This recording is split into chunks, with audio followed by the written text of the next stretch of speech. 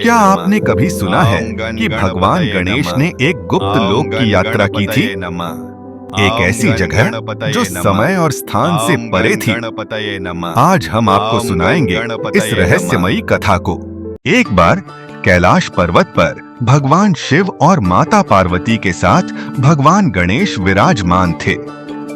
तभी ब्रह्मदेव वहां आए और बोले, हे गजानन, एक गुप्त लोक का रहस्य सामने आया है। वहां दिव्य ज्ञान की ग्रंथि छुपी हुई है जिसे केवल आप ही प्राप्त कर सकते हैं। गणेश जी ने अपने माता पिता से अनुमति लेकर अपनी मूषक सवारी पर यात्रा प्रारंभ की। यह कोई साधारण यात्रा नहीं थी, क्योंकि गुप्त लोक तीनों लोकों से परे, समय और स्थान से परे एक रहस्यमय स्थान था।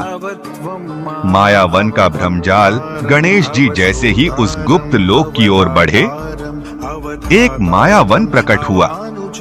वहां सुंदर महल, स्वादिष्ट भोजन और संगीत की मधुर ध्वनि गूंज रही थी। लेकिन गणेश जी समझ गए कि यह मृगमरीचिका है। उन्होंने अपने विघ्नहर्ता स्वरूप से ध्यान लगाया और सारा भ्रम तिरोहित हो गया। समय रक्षक का प्रकोप आगे बढ़ते ही कालपहिया नामक एक दैत्य प्रकट हुआ। वह बोला, जो भी इस लोक में आता है उसे समय के चक्र में उलझा देता हूँ।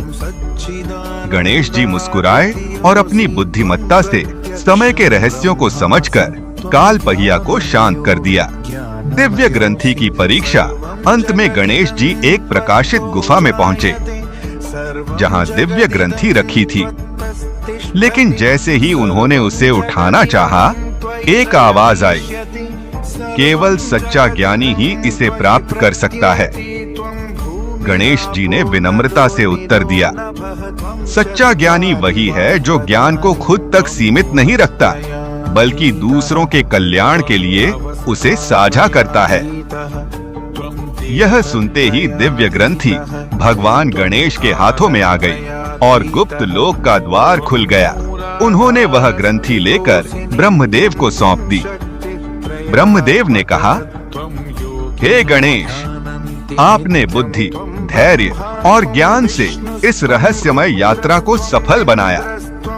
यह ग्रंथ अब समस्त ब्रह्मांड के लिए ज्ञान का स्रोत बनेगा। भगवान गणेश वापस कैलाश लौटे और तब से उन्हें बुद्धि और ज्ञान के देवता के रूप में पूजने की परंपरा और अधिक प्रबल हो गई। यह कथा हमें सिखाती है कि सच्चा ज्ञान वही है जो धैर्य, बुद्धिमानी और निस्वार्थता के साथ अर्जित किया जाए और दूसरों के हित में बांटा जाए।